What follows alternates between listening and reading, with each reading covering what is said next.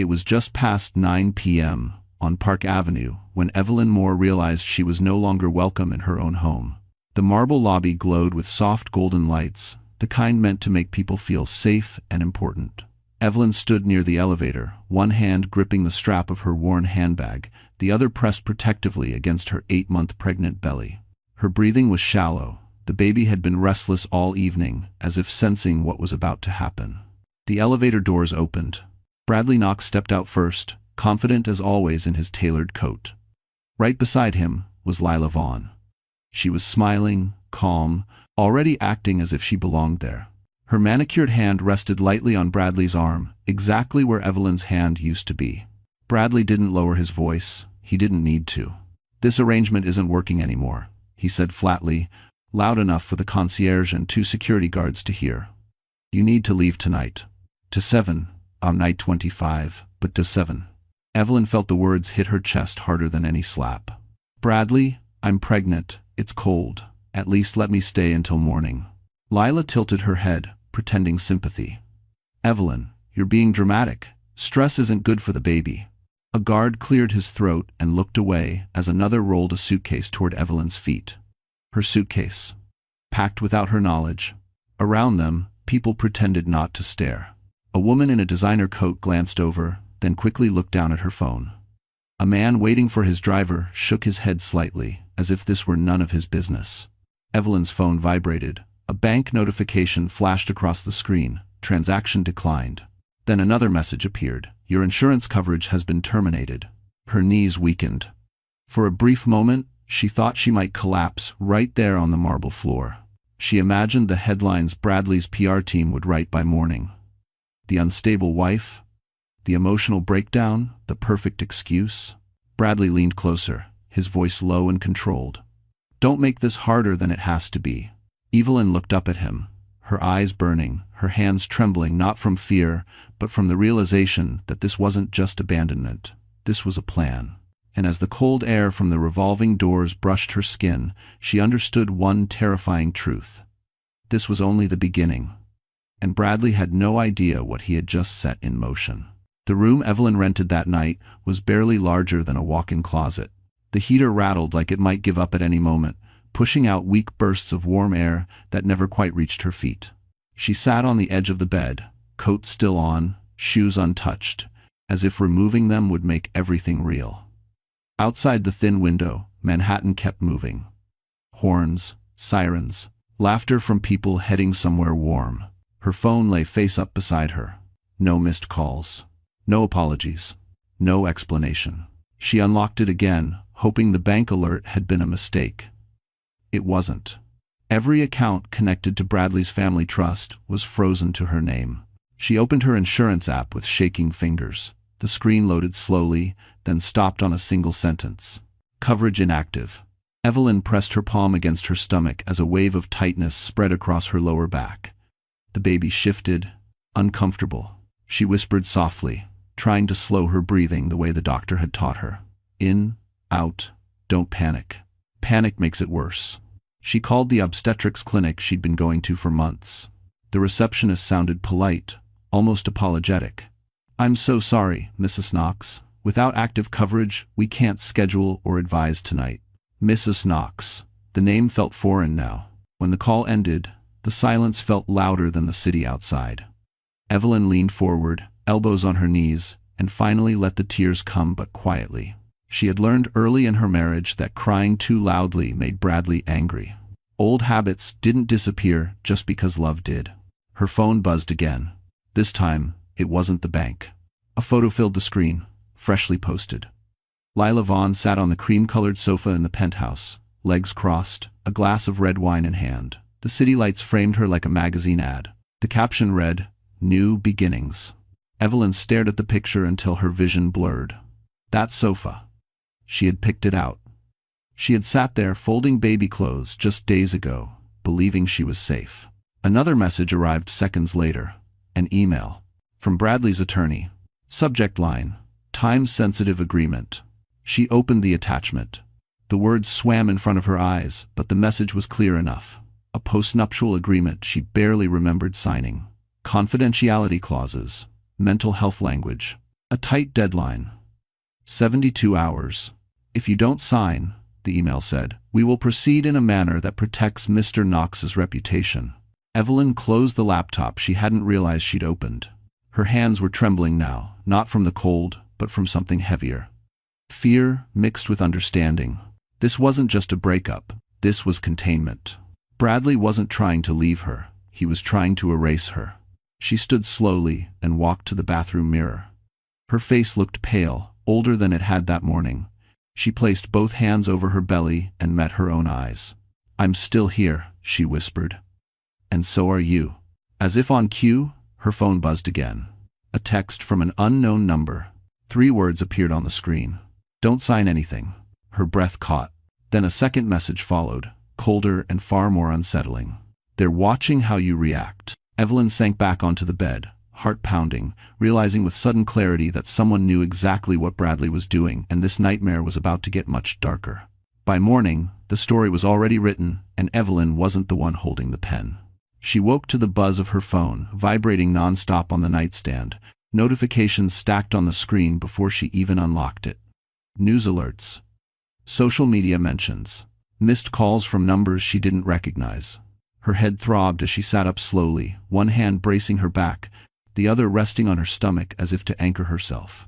The first headline made her stomach drop. Sources say CEO's wife struggled with emotional instability before split. Another followed seconds later.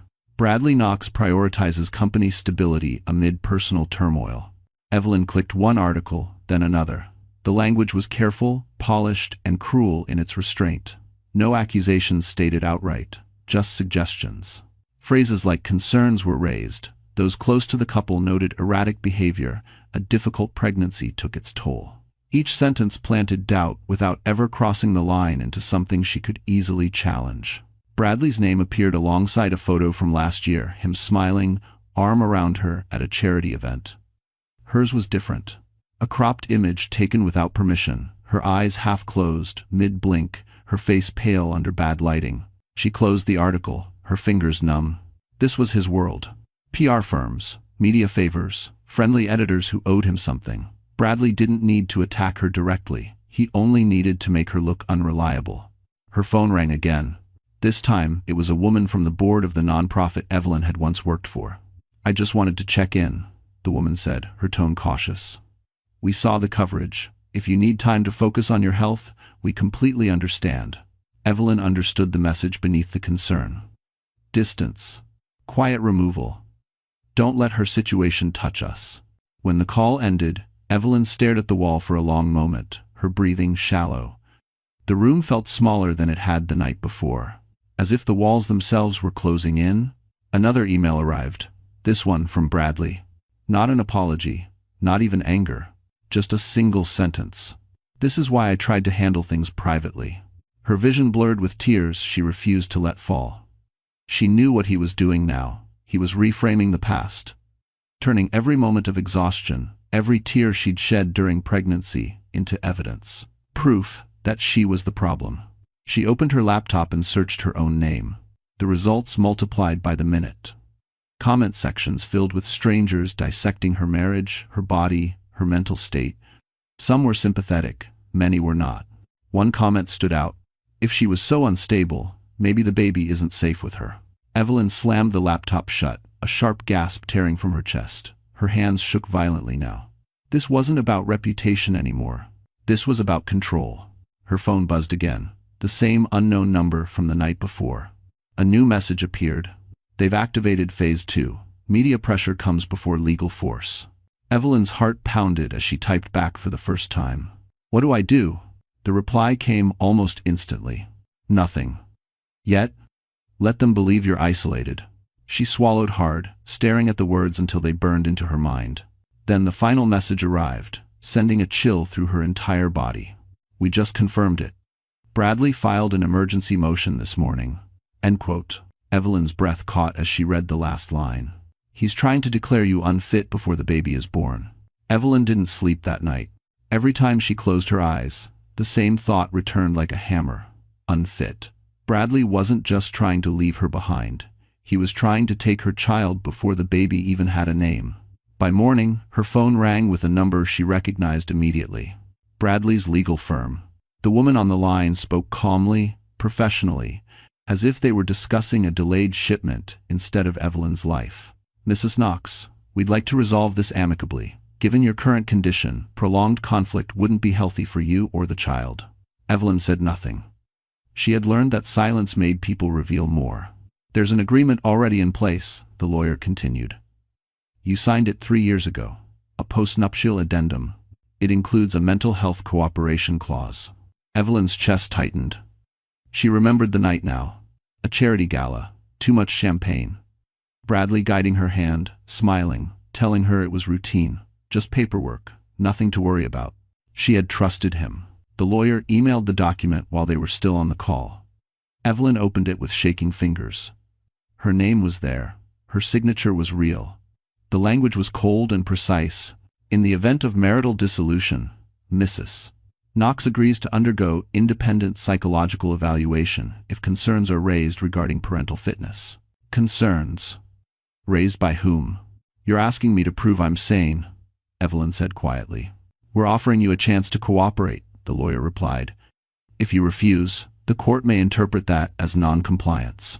When the call ended, Evelyn sat frozen on the edge of the bed. Her hands rested on her belly, her mind racing faster than her body could keep up. This was the box Bradley had built for her. Legal, clean, almost impossible to escape. Her phone buzzed again. A text from the unknown number. "They're pushing the evaluation angle. Expected. How do you know all this?" Evelyn typed back, her heart pounding. A pause. Longer this time. Then, "Because this isn't the first time Bradley has done it." Evelyn's breath caught. The message continued. 2 years ago, a junior partner's wife threatened to expose him. She lost custody within 6 months. Same firm, same tactics. Evelyn felt something shift inside her, not fear, but anger, cold and steady. "They want you to panic," the message read. "Panic makes people sloppy." Evelyn stood and walked slowly to the window. The city stretched out before her, indifferent and enormous. Somewhere out there, Bradley was probably having breakfast, confident that the machine he'd built was already crushing her. She placed one hand on the glass, the other on her stomach. "I won't let them take you," she whispered. Her phone rang again. A different number this time. "This is Rose Halbrook," a woman's voice said, firm and unhurried. "I represent women. Your husband prefers to silence. I've reviewed your documents. You're not as powerless as they want you to believe." Evelyn closed her eyes, tears finally slipping free. "But," Rose added, "we have to move carefully. One wrong step, and they'll use it." Evelyn nodded, even though the lawyer couldn't see her. "What's the first move?" she asked. Rose paused. "We let Bradley think the trap is working." Evelyn swallowed hard as the weight of that sank in. Because if she played this wrong, she wouldn't just lose her reputation. She would lose everything. And somewhere across the city, Bradley Knox was already preparing his next strike, convinced she would never see it coming. The pain came in waves, sharp enough to steal Evelyn's breath. She had been sitting at the small table, reviewing documents Rose had sent, when her vision blurred and the room tilted. At first, she told herself it was stress, lack of sleep, fear stacked on fear. But when the tightness in her lower abdomen didn't ease, she knew better. Her hands shook as she reached for her phone. The emergency room was 10 blocks away. Too far to walk, too risky to wait. She called for a car, watching the minutes crawl by while she focused on breathing, slow and shallow, the way the nurse once taught her. The driver finally arrived. He glanced at her pale face in the rearview mirror but said nothing. New York had trained people well. Don't ask, don't interfere. At the hospital intake desk, the woman behind the glass frowned at the screen. "I'm sorry, ma'am. Your insurance still shows inactive." Evelyn felt something inside her crack. "I'm 8 months pregnant," she said, her voice barely steady. "I'm in pain." The woman hesitated, then lowered her voice. "We can evaluate you, but anything beyond that will be billed out of pocket." Evelyn nodded. She didn't have a choice. She lay on the narrow bed under harsh white lights, listening to the distant beeping of machines and the muffled sounds of other lives intersecting and moving on. The doctor spoke gently, explaining stress contractions, warning signs, risks if the situation continued. "Do you have family?" he asked. The question lingered long after he left. Evelyn stared at the ceiling, tears sliding silently into her hair. She thought of all the times she'd insisted she didn't need help. All the years she'd hidden where she came from, believing independence meant isolation. Her phone buzzed. Another message from the unknown number. "You're at Street Gabriel's, room 412. Her heart skipped. "How do you know that?" she typed back. "Because we're not guessing anymore." A minute passed. Then another message appeared. "You need to make the call now. Pride won't protect your child." Evelyn closed her eyes. There was one number she had memorized but never used. A number she had sworn she wouldn't touch, no matter how bad things got. Calling it meant admitting she had been wrong. That she hadn't married into safety. That she had walked into a trap alone. Her thumb hovered over the contact. Then another contraction hit stronger this time. That decided it. The line rang once. Twice. Then a familiar voice answered, low and steady. "Evelyn." She broke. "I didn't want to involve you," she whispered. "I thought I could handle it." There was a pause. Not anger. Not judgment. "Are you safe?" the voice asked. "I don't know," she admitted. "Bradley's trying to declare me unfit. He cut everything. Insurance. Money. He wants the baby." The silence on the other end turned heavy. "Listen to me," the voice said finally. "You're not alone anymore. You never were." "Where are you?" Evelyn asked, her chest tightening. "Already in New York," he replied, "and Evelyn, this stops now." Her eyes flew open. "What do you mean?" she asked. But the line had already gone quiet. Moments later, the door to her hospital room opened. A nurse stepped in, suddenly attentive, almost deferential. "Miss Moore," she said, using Evelyn's maiden name for the first time in years. "Your coverage has been restored. All care is approved." Evelyn's breath caught as understanding rushed in. Bradley thought he had erased her. He had no idea who she really was. And somewhere in Manhattan, the first piece of his carefully built world had just begun to collapse. Evelyn woke to a different kind of quiet. Not the heavy, lonely silence of the rented room or the sharp stillness of fear, but something controlled. Intentional. The kind that made hospitals feel less like places of emergency and more like command centers. Morning light filtered through the blinds of room 412. For the first time in days, her chest didn't feel tight. A nurse entered, checked her vitals, and spoke gently, explaining that a specialist would be stopping by. Everything she said sounded rehearsed, efficient, reassuring. "You're stable," the nurse said. "And you're well taken care of." Evelyn nodded, though questions crowded her mind. Coverage restored, staff suddenly attentive, her maiden name used without explanation. None of this was accidental. The door opened again. This time, it wasn't a nurse. Two men stepped inside, both dressed simply, both carrying an air of calm authority that didn't ask for permission. One was tall, broad-shouldered, his movements deliberate. The other looked younger, sharper, his eyes scanning the room with quiet focus. Evelyn's breath caught. "You look exhausted," the taller one said softly. "That's understandable." "Nathan," she whispered. He crossed the room in 3 strides and knelt beside her bed, careful, respectful, as if she were made of glass. He didn't hug her right away. He waited until she nodded. Then he held her, steady and warm. "I'm sorry it took this much for you to call," he said. "But I'm glad you did." 2024. The second man stepped forward. "Caleb," he said with a small smile. "I'm guessing you remember me." Evelyn laughed weakly through tears. "You still hate hospitals." "I own a few now," he replied. Irony catches up to everyone. The room felt smaller, safer, like a circle closing around her. Nathan straightened, his expression shifting. Still calm, but harder now. Focused. "We've been watching Bradley for a while," he said. "Not because of you. Because men like him always get sloppy, eventually." Evelyn frowned. "Watching him? How?" "Financial patterns. Legal habits. The way he treats people he thinks are disposable," Caleb said. "You weren't the first, just the one he misjudged the most." Evelyn swallowed. "He filed an emergency motion. He's trying to label me unfit." Nathan nodded once. "We know. It won't stand." "How can you be sure?" she asked, fear creeping back in despite herself. "Because he made 2 mistakes," Nathan replied. "He underestimated you, and he assumed you had no one left." Caleb leaned against the wall. Insurance is back. Doctors are briefed. A private security detail is on standby discreetly. Bradley won't get near you without consequences. Evelyn stared at them, overwhelmed. I didn't want this. I didn't want power or revenge. I just wanted to be safe. Nathan met her eyes. This isn't revenge. This is protection. A knock sounded at the door.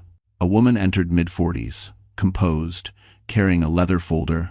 Rose Halbrook, she said, extending a hand. We're officially aligned now. Rose opened the folder, revealing neatly organized documents. Bradley believes you're isolated, scared, and reactive. That's the version of you he's planning against.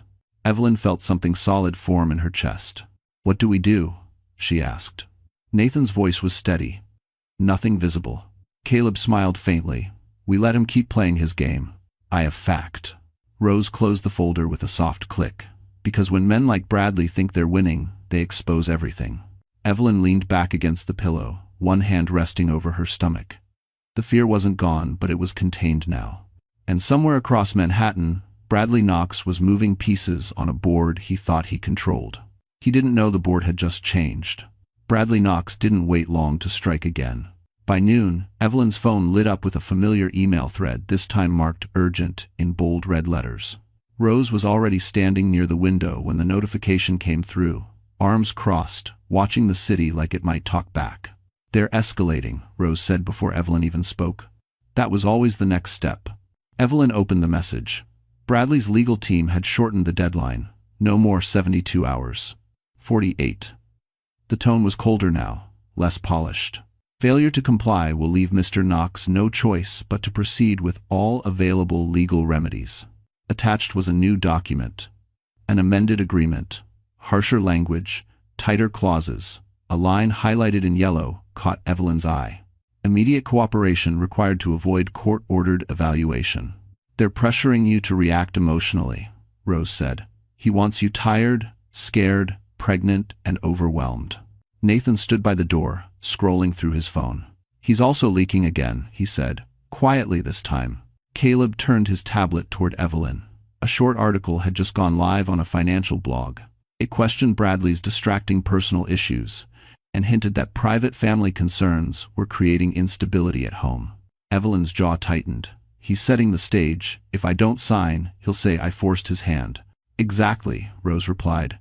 And if you do sign, you give him leverage he can use for years. Thank you for watching. Evelyn leaned back against the hospital pillow, exhaustion pressing down on her bones. What if the judge believes him? She asked quietly. What if they look at me and only see a pregnant woman under stress? Rose met her gaze. Then we make sure they also see facts. Nathan finally looked up. Bradley scheduled a private mediation, he said. Tomorrow night. He wants you there in person. Evelyn's heart skipped. Here? Like this? He's counting on it, Nathan said. He wants to look reasonable while you look fragile. A knock sounded at the door. A nurse entered with paperwork, smiling politely. Miss Moore, you're cleared for discharge this evening, provided you rest and avoid stress. The irony almost made Evelyn laugh. They want to corner you, Rose continued. One room, his lawyers, his narrative. Evelyn stared at the ceiling, her thoughts racing. For weeks, she had been reacting, surviving, holding on. Now Bradley was forcing a choice. I'll go, she said suddenly. The room went still. Nathan turned sharply. Evelyn. I won't sign, she continued, her voice steadier than she felt. But I'll show up. Rose studied her carefully. That's risky. I know, Evelyn said, but he needs to believe I'm still playing defense. Caleb nodded slowly. Appearances matter to him. He'll push harder if he thinks you're alone. Evelyn placed both hands over her stomach, grounding herself. He thinks this deadline scares me. Let him. We were Desness Hacknope. Rose exhaled. Then we prepare, quietly. Nathan's expression hardened not with anger, but with resolve. Bradley Knox believes deadlines give him power, he said. Tomorrow night, he learns they can also expose him. Evelyn felt fear flicker in her chest, but beneath it was something new. Control. And across the city, Bradley was smiling, convinced the clock was finally breaking her. He had no idea she was about to let it run out on purpose. Lila Vaughn reached out just hours after Bradley scheduled the mediation. The message came through Evelyn's phone with calculated softness. I heard what he's doing. I'm so sorry. No woman deserves this. It was followed by a second line, almost gentle. Maybe we should talk. Woman to woman. Rose saw the text and didn't react right away. She read it twice, then handed the phone back. This was coming, she said calmly. Bradley always sends someone else first. It's additional B. Evelyn felt her stomach tighten, not from fear, but recognition. She wants access, she said. To my voice. My emotions. Nathan nodded. And to your mistakes. They decided quickly. Evelyn would meet Lila. Public place, controlled environment, no raised voices, no accusations, just enough rope. The cafe Lila chose sat on a quiet corner near Fifth Avenue. Soft lighting, neutral music. The kind of place where conversations blurred into background noise. Lila arrived early, already seated, already composed. She wore cream-colored wool and a sympathetic expression that looked practiced in mirrors. Evelyn, she said, standing. You look tired. I'm pregnant, Evelyn replied evenly. That tends to happen. Lila smiled thinly and gestured to the chair. I wanted you to hear this from me, not from Bradley. He's not handling things well. Evelyn said nothing. She remembered Rose's words. Let them talk. Lila leaned forward. I never wanted things to go this far. Bradley told me you were unstable, that you didn't want the baby. I didn't know. There it was. The bait. Evelyn lowered her gaze, letting silence stretch. He says a lot of things, she said quietly. Lila's eyes flickered. She pressed on. If you're overwhelmed, that's understandable. Anyone would be. Courts understand that too, if you're honest. Evelyn looked up. Honest about what? Lila hesitated just a fraction too long. About how hard this is. About how scared you are. Evelyn felt it then. The subtle shift. The way Lila angled her phone slightly on the table. Screen down. Recording. So if I admit I'm scared, Evelyn said softly, that helps me? Lila nodded. It shows self-awareness. Judges like that. Evelyn inhaled slowly. I am scared, she said. I'm scared of what Bradley is capable of. Lila's lips curved, satisfied. That's understandable. Thanks for watching. And I'm scared, Evelyn continued, because men like him don't stop when they win. They stop when someone stops them. Lila stiffened. What do you mean? Evelyn met her eyes. I mean, I know you're recording this. The air shifted. Lila's smile faltered. That's paranoid. Evelyn stood carefully, one hand on her belly. You should tell Bradley something for me. Lila's voice sharpened. Sit down. No, Evelyn said calmly. Tell him this using my exact words. To be. She leaned in, close enough that only Lila could hear. Deadlines don't scare me anymore. She turned and walked out, heart pounding but posture steady. Outside, Nathan waited by the car, watching her closely. She took the bait, Evelyn said as she got in. Nathan nodded once. Good. Because inside the cafe, Lila was already texting Bradley, confident she'd just trapped a desperate woman. She had no idea she'd recorded the wrong thing. And for the first time, the weapon Bradley trusted most was about to cut in the opposite direction. The clip went live the next morning. Evelyn saw it first through a message from Rose, sent without commentary. Just a link. When Evelyn tapped it, her stomach dropped before the video even finished loading. Her own voice filled the screen, but wrong. Familiar, yet twisted. I'm scared, the edited clip began, cutting out everything that came before. I don't know if I can handle this. Sometimes I feel like everything is too much. The video ended there.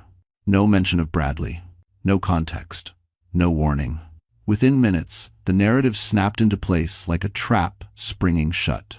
A popular media account reposted it with a caption that made Evelyn's hands shake. Exclusive. Audio suggests Knox's wife admits she's overwhelmed ahead of custody dispute. Comment sections exploded. She doesn't sound stable. That poor baby. Too. Why bring a child into this mess? Evelyn turned her phone face down and closed her eyes. Her chest tightened, not from surprise, but from the speed. Bradley hadn't waited. He'd been ready. Caleb was already on his laptop, jaw clenched. Lila leaked it to a friendly outlet. They didn't even verify consent. Nathan's expression was unreadable. He wants the court of public opinion first. Judges notice noise. Evelyn swallowed hard. It sounds real, she said quietly. That's the worst part. Rose nodded. Because it is real, just incomplete. And that's how these things work. Her phone buzzed again. This time, it was a text from Bradley himself. You should have signed. 3 words, no threats, no explanation, just certainty.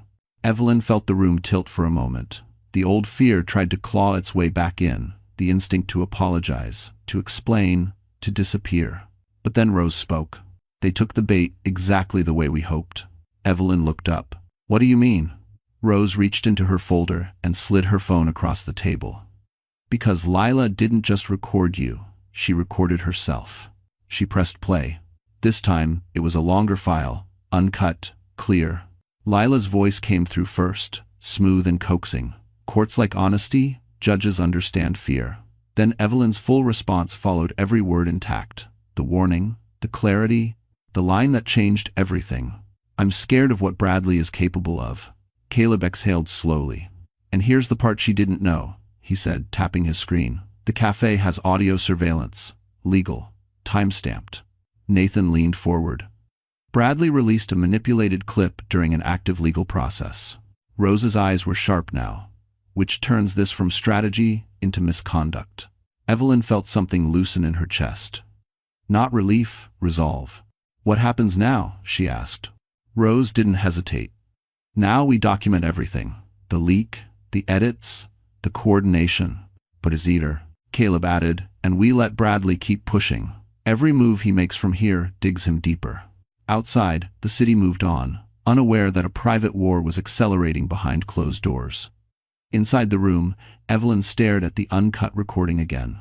For the first time since this began, she didn't see herself as weak or exposed. She saw proof. Her phone buzzed one more time. A new headline alert. Legal experts question ethics behind Knox media leak. Evelyn looked up at Nathan. He thinks this makes me look unstable. Nathan met her gaze. No, it makes him look desperate. And somewhere across Manhattan, Bradley Knox was watching the reaction roll and convinced he had finally cornered her. He didn't realize that by rushing to destroy her credibility, he had just handed her the one thing he couldn't spin away, the truth. The noise didn't stop after the leak, it only changed direction. By afternoon, Evelyn's name was everywhere again, but this time, the tone was different. Legal analysts questioned the timing of the release. Commentators argued about manipulation. Words like ethics, consent, and coercion began to appear where unstable had been the day before. Evelyn watched none of it. She sat by the window of the temporary apartment Nathan had arranged, sunlight warming the side of her face, a mug of untouched tea cooling on the table. For the first time since Park Avenue, she wasn't reacting. She was waiting. Rose paced slowly, phone pressed to her ear, issuing quiet instructions. Yes. Preserve the metadata. No, don't respond publicly. Let them speculate. Caleb stood near the counter, scrolling through financial news. Bradley's lenders are nervous, he said, without looking up. Nothing official yet, but the calls have started. Nathan glanced at Evelyn. How do you feel? She considered the question carefully. Clear, she said. Scared but clear. That mattered. The mediation was scheduled for that evening. Same room Bradley had chosen. Same polished table. Same strategy. He still believed deadlines and pressure could bend her. He'll expect you to look tired, Rose said, finally hanging up. Defensive. Grateful for mercy. Evelyn stood slowly, steadying herself before walking to the mirror. She studied her reflection. The swelling belly. The shadows under her eyes. The quiet strength she hadn't recognized before. I won't give him any of that, she said. Nathan nodded. You don't need to perform, just exist. That unsettles men like him more than anger. A soft knock sounded at the door. A woman stepped in with a garment bag, professional and discreet. Inside was a simple, structured dress. Comfortable, neutral, nothing dramatic. No armor, Rose said approvingly. Just truth. As Evelyn changed, her phone buzzed once more. A private message request. Bradley. She stared at the name for a long moment before opening it. This doesn't have to get ugly, the message read. We can still handle this quietly. Evelyn exhaled, then typed a single reply. I'll see you tonight. She didn't add anything else. The car ride across Manhattan was silent. Traffic lights blurred past the windows. Nathan sat beside her, presence steady, saying nothing because nothing needed to be said. At the building entrance, the same kind of marble floor greeted them, the same faint scent of polish and money. Evelyn paused just inside the doorway, one hand resting on her stomach. "This is where he thinks I'll break," she said softly. Rose met her eyes. This is where he realizes he miscalculated. Inside the conference room, Bradley was already seated when they entered. He stood when he saw Evelyn, his expression carefully arranged, concerned, patient, almost kind. For a split second, the old version of her remembered how convincing he could be. Then she saw it. The flicker in his eyes. The uncertainty. Evelyn took her seat, calm and composed, and folded her hands in front of her. Bradley smiled tightly. "I'm glad you came." So was she. Because as the door closed behind them, Evelyn knew something he didn't. This meeting wasn't about saving him anymore. It was about ending him legally, publicly, and for good. The conference room smelled faintly of polished wood and expensive cologne. Bradley sat at the head of the table, jacket perfectly pressed, hands folded as if he were the most reasonable man in the room. Two attorneys flanked him, laptops open, faces neutral. This was familiar territory for him. Negotiation, pressure, control. Evelyn felt it immediately, the way the space was designed to intimidate. Low lighting, heavy chairs, no windows. A place meant to make people feel small. She didn't. She took her seat slowly, deliberately, ignoring the way Bradley's eyes flicked to her stomach, then away. Rose sat to Evelyn's right, calm and unreadable. Nathan and Caleb remained standing near the wall, silent, observing. Bradley cleared his throat. "I'm glad you decided to come," he said gently. "I was worried you weren't in the right state to handle this." There it was, the opening move. Evelyn met his gaze. "I'm exactly where I need to be." One of Bradley's lawyers smiled thinly. "We'll keep this efficient. Given recent events, our client is prepared to move forward with the emergency motion unless an agreement is reached tonight." Rose didn't respond. She simply slid a folder across the table. Bradley glanced at it, unimpressed. "We've already reviewed." "I don't think you have," Rose said calmly. Bradley opened the folder anyway. His expression shifted. Just slightly. Inside were printed screenshots, timestamps, email headers, a side-by-side comparison of the leaked clip and the unedited audio file. Clear markers highlighted what had been removed. One of the lawyers leaned in, frowning. "Where did this come from?" Rose didn't answer. She didn't need to. Bradley closed the folder slowly. "This is irrelevant," he said. "My concern is my child's safety." Evelyn leaned forward for the first time. "Then why did you release a manipulated recording during an active legal dispute?" Silence settled over the room. Bradley's jaw tightened. "I didn't release anything." Caleb spoke up from the wall. "We have metadata tying the initial upload to a device registered under your firm's PR consultant." One of the lawyers stiffened. "Bradley." Nathan finally moved closer, his presence commanding without a raised voice. "You underestimated how traceable things are when people stop protecting you." Bradley's confidence faltered, replaced by irritation. "You think this scares me?" Rose met his eyes. "No. But judges don't like coercion, media manipulation, or attempts to influence custody proceedings." Evelyn watched him carefully now, the small signs she used to miss. The tightening grip on his pen, the way his smile didn't reach his eyes. "You don't want a trial," he said finally. "Neither do you." Evelyn shook her head. "You're wrong. I want the truth." One of Bradley's lawyers whispered urgently in his ear. Bradley's face darkened. "We can still settle," he said sharply. "But if you push this?" Evelyn interrupted him, her voice steady and clear. "If I push this, the court sees exactly who you are." She slid her own document across the table. Revised terms, fair terms, boundaries he hadn't planned for. Bradley stared at it, stunned. "You don't get to erase me," Evelyn continued. "You don't get to define me. And you don't get to scare me into giving up my child." The room felt different now. Smaller for him, larger for her. Bradley leaned back, eyes cold. "You think you've won?" Evelyn held his gaze. "No, I think you've already lost." Because as his lawyers continued whispering urgently beside him, Bradley Knox finally understood something he never expected. This room no longer belonged to him. and the power he had used so easily before had just slipped out of his hands. Bradley didn't end the meeting. He couldn't. After Evelyn's words settled into the air, no one rushed to fill the silence. His lawyers exchanged glances, the kind meant to be invisible but never were. One of them subtly closed his laptop, as if instinctively distancing himself from what was about to unfold. Bradley straightened his jacket. "Let's be clear," he said, forcing calm back into his voice. "This conversation stays in this room." Rose smiled faintly. "That would have been easier for you if you'd practiced it earlier." Nathan stepped forward then, finally leaving the wall. He placed a slim folder on the table, not aggressively, just firmly enough that it landed with a quiet thud. "Before you decide how to proceed," Nathan said, "you should know who's actually sitting across from you." Bradley looked up sharply. "I know exactly who." "No," Nathan interrupted, still calm. "You don't." He opened the folder. Inside wasn't gossip or threats, it was structure.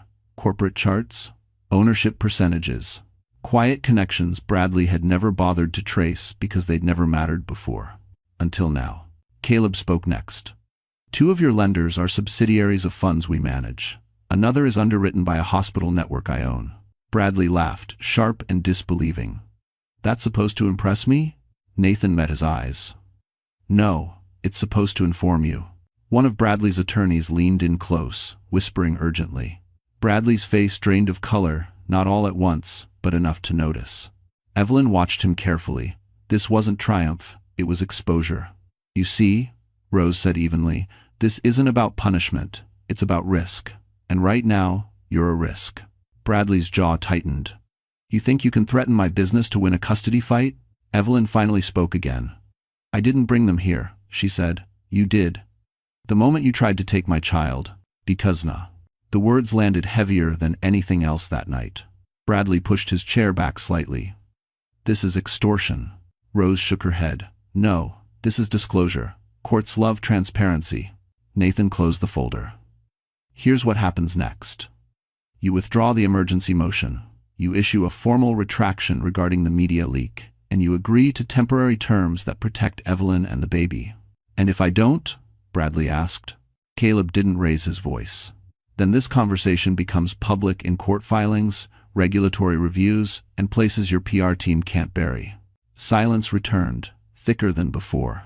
Bradley looked at Evelyn, really looked at her, for the first time since the lobby on Park Avenue, not as a problem, not as a liability, but as a woman who was no longer reachable. "You planned this," he said quietly. Evelyn shook her head. "No, I survived it." Bradley exhaled slowly, then nodded once toward his lawyers. "Draft the withdrawal," he muttered. One of them hesitated. "Bradley." "Now," he snapped. As papers shifted and phones came out, Evelyn leaned back in her chair, her heartbeat finally slowing. She hadn't raised her voice. She hadn't begged. She hadn't broken. And that was what changed everything. Because as Bradley signed the first document with a shaking hand, he understood a truth that would follow him long after this night. He hadn't lost because he underestimated power. He lost because he underestimated the woman he tried to destroy. The withdrawal filing went through before midnight. Evelyn didn't watch Bradley sign it. She didn't need to. The sound of the pen touching paper had been enough. It carried a finality she could feel in her bones. By the time the lawyers packed up and the room began to empty, something irreversible had already shifted. But Bradley Knox wasn't finished trying to win. The next morning, Evelyn woke to a quiet apartment and a phone vibrating steadily on the nightstand. Rose's name flashed on the screen. "He's trying to reframe," Rose said without preamble. "Private calls, off-the-record conversations. He's telling people he stepped back voluntarily, that he's being the bigger person." Evelyn closed her eyes. Of course he was. Men like Bradley never admitted defeat. They rebranded it. Caleb leaned over the kitchen counter, listening. "He's also leaning on the board," he added, selling the story that personal distractions forced him to act responsibly. Nathan shook his head. "That narrative only works if no one contradicts it." As if on cue, another message came through, this time from Irene Walsh. Evelyn stared at the name for a long moment before opening it. "We need to talk. I can't keep quiet anymore." They met that afternoon in a quiet office overlooking Midtown. Irene looked smaller than Evelyn, remembered, shoulders tense, eyes tired in a way that had nothing to do with age. "I saw what he did to you," Irene said, hands clasped tightly in her lap. "And I realized something. He's been doing this for years." Evelyn didn't interrupt. "He moves money through charity events, inflates invoices, uses PR expenses to cover personal damage control," Irene continued. "I signed off because I was told it was legal. Because questioning him meant losing everything." Rose's pen paused mid-note. "Do you have proof?" Irene nodded, slowly. "More than enough." The room went still. "This doesn't just affect the custody case," Rose said carefully. "This could trigger regulatory scrutiny." Irene swallowed hard. "I know, that's why I waited, but after last night, I can't pretend anymore." Evelyn felt a familiar tightness in her chest, but it wasn't fear this time. It was recognition. The same moment she'd reached weeks earlier. The moment silence became heavier than consequence. "What happens to you if this comes out?" Evelyn asked. Irene met her eyes. "I lose my job, my reputation, maybe worse." Evelyn nodded once. "Then we do it right, with protection and truth." By evening, the first tremors hit. A business publication released a carefully worded piece questioning the financial transparency of Bradley's foundation. Nothing accusatory, just enough to invite attention. By nightfall, a second article followed. Sources confirm internal review at Knox Foundation. Bradley's name began trending again, this time not next to Evelyn's, but on its own. His phone rang. And rang. And rang. Evelyn didn't answer when he called her. She stood by the window instead, watching the city glow beneath her, one hand resting over her stomach. For the first time, the spotlight wasn't on her pain or her pregnancy or her perceived weakness. It was on his pattern. And patterns, once seen, were impossible to unsee. Somewhere in Manhattan, Bradley Knox realized the most dangerous thing that could happen to a man like him had finally begun. People weren't asking what Evelyn had done wrong anymore. They were asking what he had been hiding. The official notice arrived at 8:17 a.m. Evelyn didn't hear it herself. She was in the kitchen, slowly cutting fruit, focusing on steady movements the doctor said would help keep her calm. Nathan was the one who checked his phone, then looked up with an expression she hadn't seen before, quiet confirmation. "It's formal now," he said. "Regulatory review. Full scope." Rose read the email over his shoulder and nodded once. "That's not a headline. That's a process. He can't charm his way out of that." By mid-morning, the tone around Bradley Knox shifted again. No more speculation, no more soft language. The words were careful, legal, and heavy with consequence. Independent auditors appointed. Records requested. Board cooperation required. Evelyn sat down slowly, one hand resting on her belly as she absorbed it. "So this isn't about me anymore," she said. "No," Caleb replied. "Now it's about numbers. And numbers don't care about reputation." Across town, Bradley felt it immediately. Calls that once returned in minutes went unanswered. A scheduled lunch was suddenly postponed. His assistant knocked twice on his office door before entering, her voice tight as she informed him that the board wanted an emergency meeting. Bradley didn't yell. He didn't need to. The tension in his jaw said enough. "They're overreacting," he snapped. "This is noise." But it wasn't noise anymore. It was traction. By afternoon, a second agency requested documents, then a third. Nothing dramatic, nothing explosive, just a widening net. Evelyn watched the coverage from a distance, not obsessively, not hungrily, just enough to understand the shift. Her name barely appeared now. When it did, it was as context, background. She had become irrelevant to the story. That was power. Rose met with Irene again that evening, finalizing protective disclosures. "You're doing the right thing," Rose told her, "but it won't feel that way every day." Irene nodded. "I already feel lighter." Bradley, meanwhile, felt the opposite. The boardroom was colder than usual when he walked in. Seats filled quickly. No smiles, no small talk. When the chair cleared his throat and began speaking about fiduciary duty, Bradley finally understood the danger. This wasn't about guilt. It was about liability. "They're distancing themselves," Caleb said later, reading between the lines of the meeting notes. "Classic move. First sign of trouble, everyone steps back." That night, Bradley called Evelyn again. She let it ring. He left a voicemail this time, his voice low, controlled, but cracked at the edges. "This has gone too far," he said. "You wanted space. You got it. Call me." Evelyn deleted the message without listening to it twice. She stood by the window, watching the lights of Manhattan blink on one by one. The city looked the same. But she knew better now. Power didn't vanish overnight. It eroded, quietly, methodically, exactly the way Bradley had tried to erase her. And as investigators began pulling threads he had never expected anyone to touch, Evelyn felt something settle deep inside her. This wasn't revenge. This was consequence. And Bradley Knox was finally learning the difference. Lila Vaughn didn't plan to confess. She planned to survive. The call came just after sunset. Rose answered it on speaker, her expression unreadable as she listened. Evelyn sat quietly on the couch, one hand resting on her stomach, the other curled around a glass of water she hadn't touched. "She wants a meeting," Rose said after a moment. "Tonight, no lawyers, just us." Nathan's jaw tightened. "That's never a good sign." "It is for her," Rose replied. "She's panicking." Lila chose a hotel lounge near Midtown. Neutral territory. Dim lights, soft music meant to blur conversations. When Evelyn arrived, Lila was already there, twisting a napkin between her fingers. The confidence was gone. So was the polished smile. "I didn't know it would get this far," Lila said the moment Evelyn sat down. "Bradley promised me it was contained." Evelyn said nothing. Lila leaned forward, lowering her voice. "The investigators contacted me. They want devices, emails, everything." Rose folded her hands calmly. And I'm not going down with him," Lila snapped, then stopped herself. She took a breath. I won't." Evelyn studied her. The woman who had smiled while taking her place in the penthouse now looked small. Cornered. "What are you offering?" Rose asked. Lila swallowed. "Proof, messages, instructions. He told me what to say, what to record, when to leak it." Her eyes flicked to Evelyn. "I didn't think it would hurt you this much." End quote. Evelyn felt a familiar sting, but it passed quickly. "You knew I was pregnant." Lila looked away. "I thought if I didn't do it, someone else would." Nathan let out a quiet breath. "That's not a defense. That's a confession." Lila's voice shook.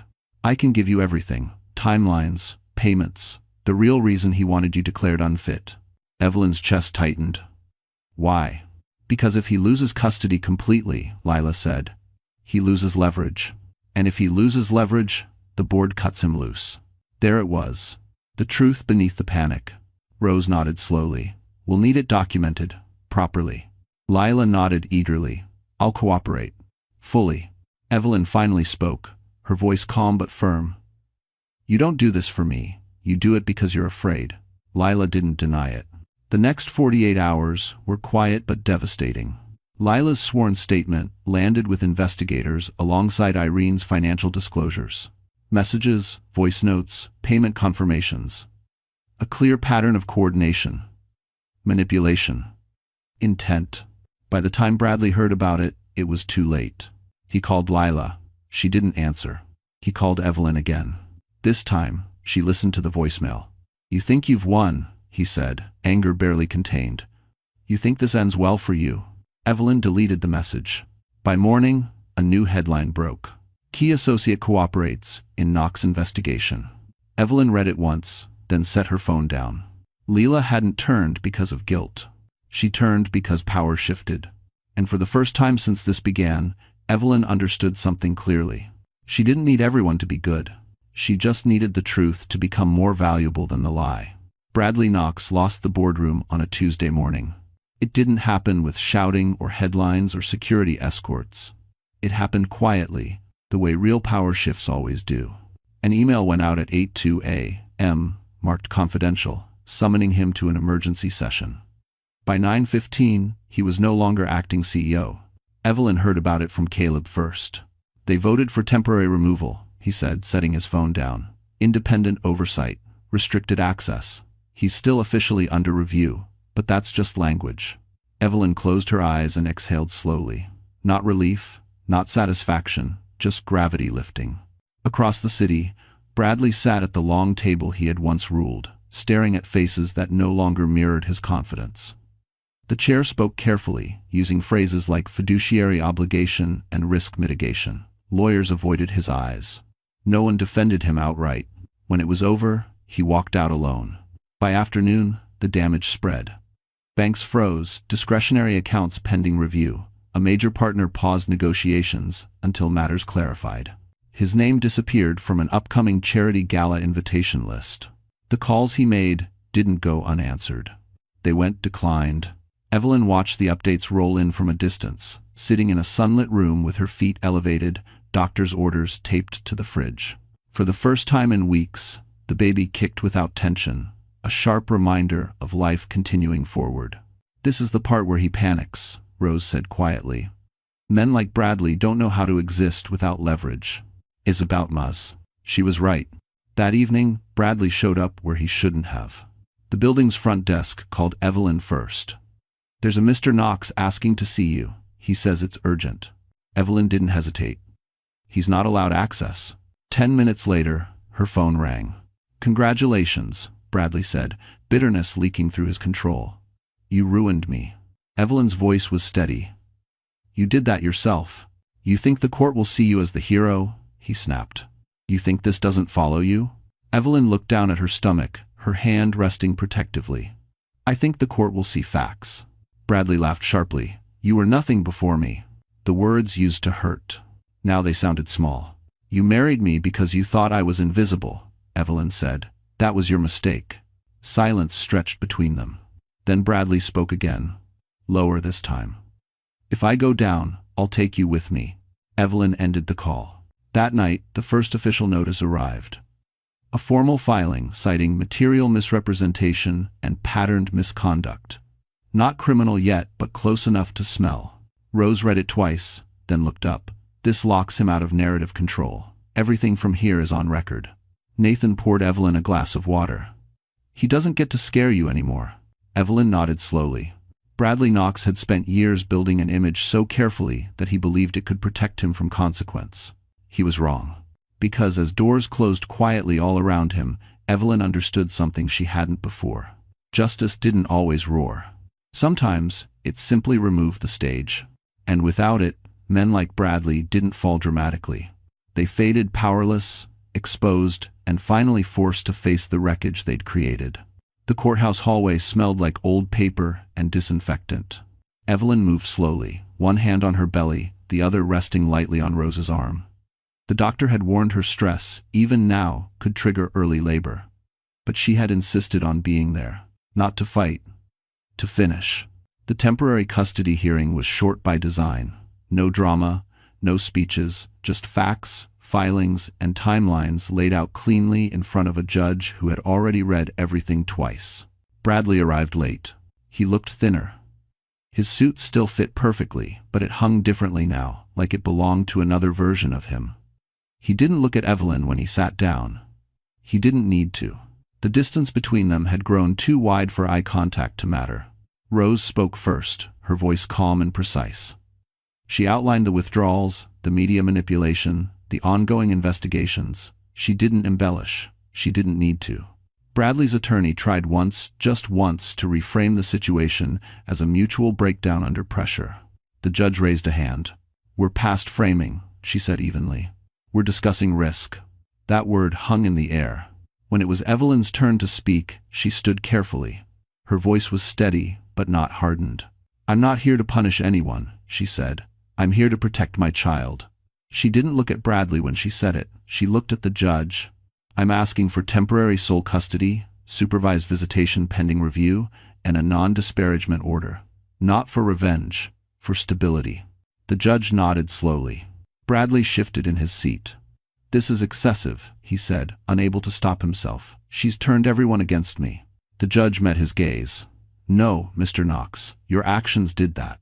The ruling came 10 minutes later. Temporary sole custody granted. Supervised visitation only. Media restrictions enforced. Financial support ordered, effective immediately. Evelyn didn't cry. She simply closed her eyes and breathed. Outside the courtroom, Bradley caught up to her in the hallway. His voice dropped low. "You could have destroyed me," he said. "Why didn't you?" Evelyn turned to face him, for the first time in days. "Because I don't need to," she replied. The truth already did. She walked away before he could respond. That night, Evelyn lay in bed, listening to the quiet hum of the city. The chaos that had defined her life for weeks was gone. Not erased, but contained, managed. No longer in control. Her phone buzzed with a message from Rose. "You did well today. Get some rest." Then another, from Nathan. "Everything's set. You're safe?" Evelyn placed her phone down and rested both hands on her stomach. The baby shifted gently, a reminder of what had always mattered. For the first time since Park Avenue, she wasn't bracing for the next attack. She was preparing for a future. And somewhere across the city, Bradley Knox sat alone, surrounded by lawyers and consequences, finally understanding the cost of trying to break someone who refused to stay broken. This chapter was closed. The next one belonged entirely to her. Evelyn woke just before dawn to a sharp, unfamiliar pain. At first, she thought it was another false alarm. Her body had played tricks on her for weeks now, tightness, pressure, moments that passed if she breathed through them. But this was different. Deeper.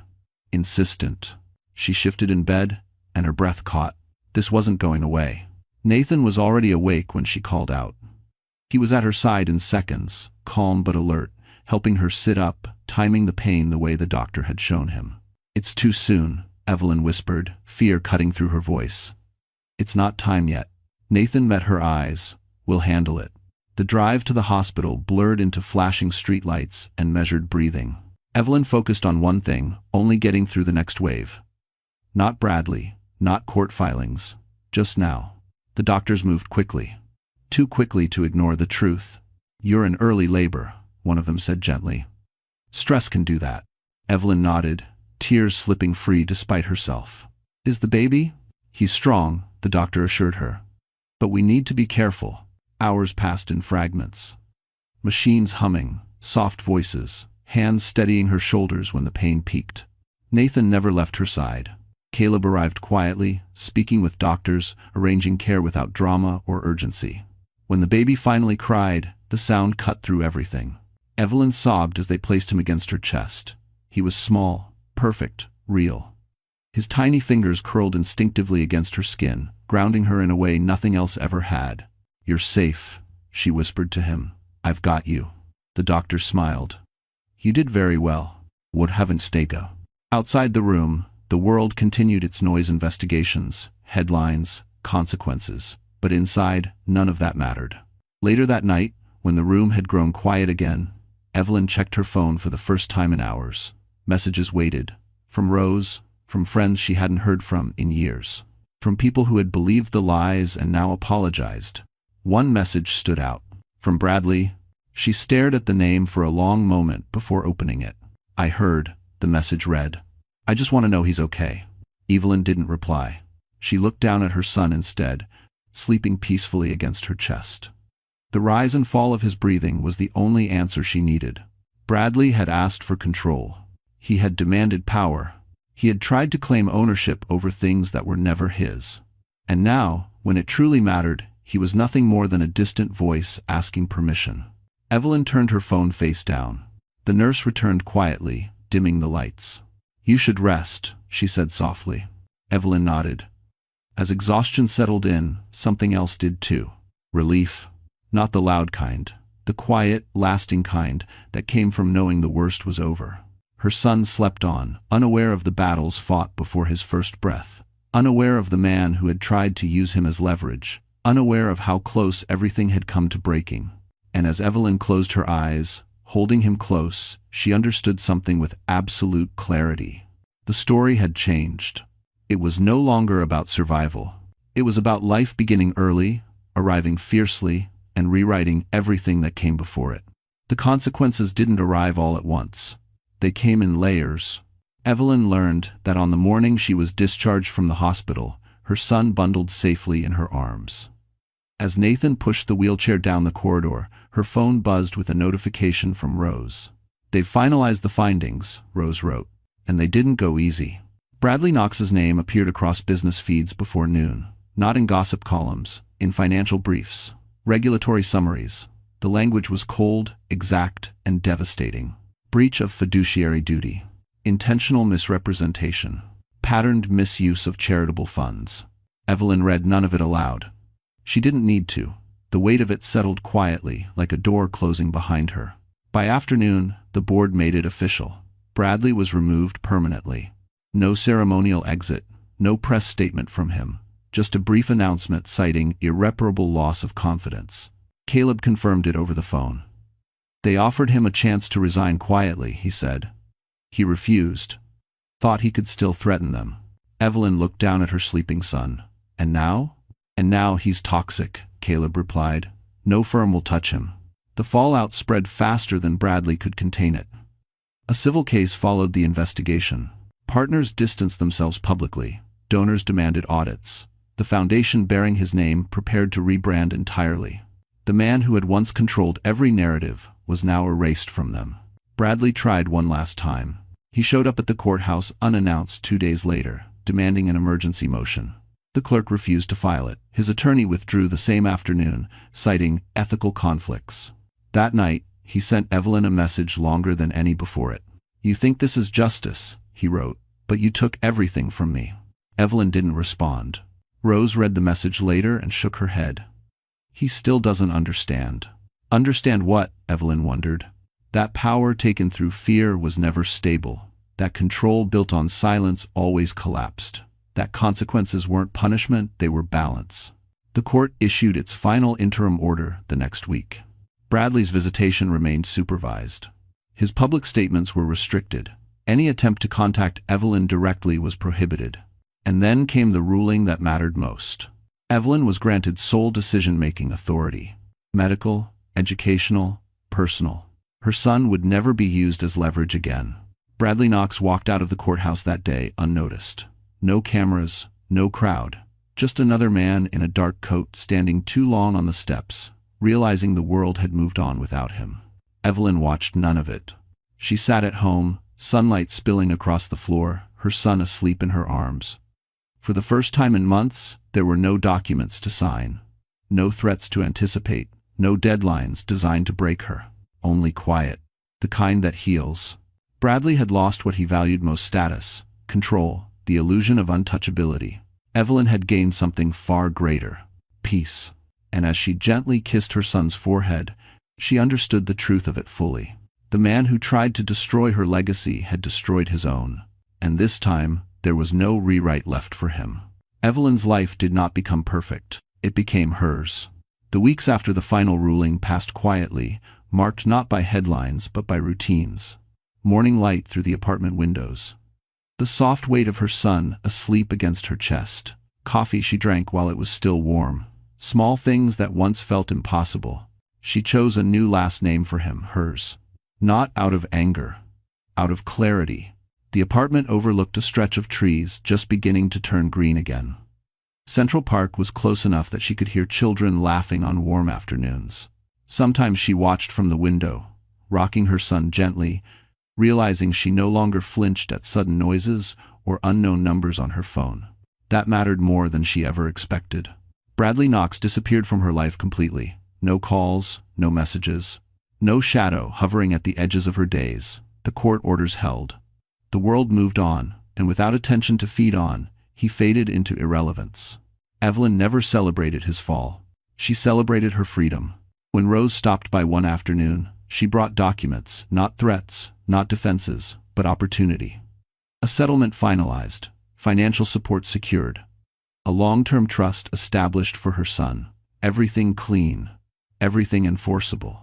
You're protected, Rose said simply, and you never have to speak to him again.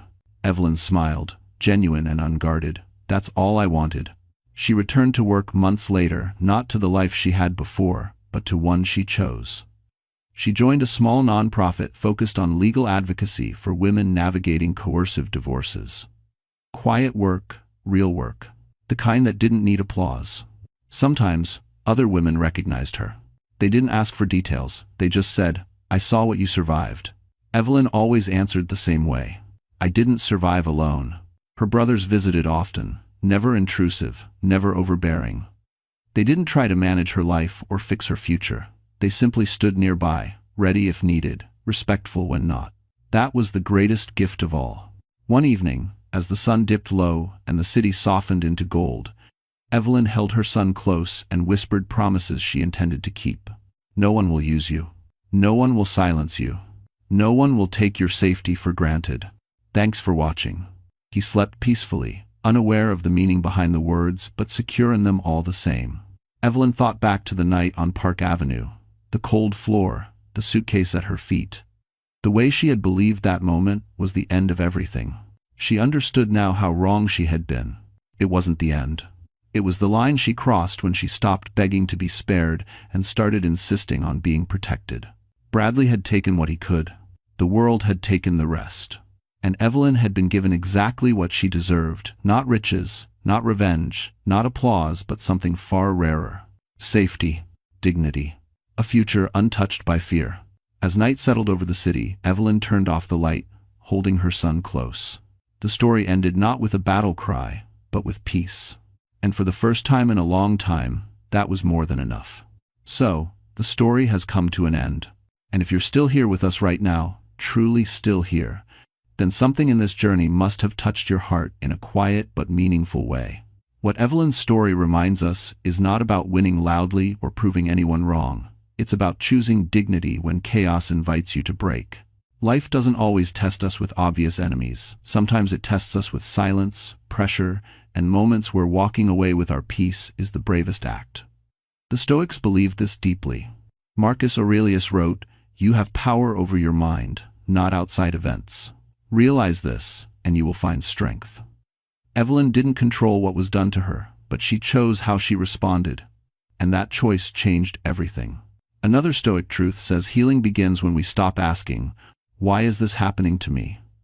and start asking, "Who am I becoming because of this?" Pain, when faced with clarity, can become wisdom. Boundaries become freedom. Silence becomes strength. And peace becomes the ultimate victory. If this story resonated with you, if it mirrored something you're carrying in your own life, please know you're not alone. Take a moment to like this video, share it with someone who might need it, and subscribe to the channel so we can continue these conversations together. Thank you for staying until the end. That says more about your heart than you may realize.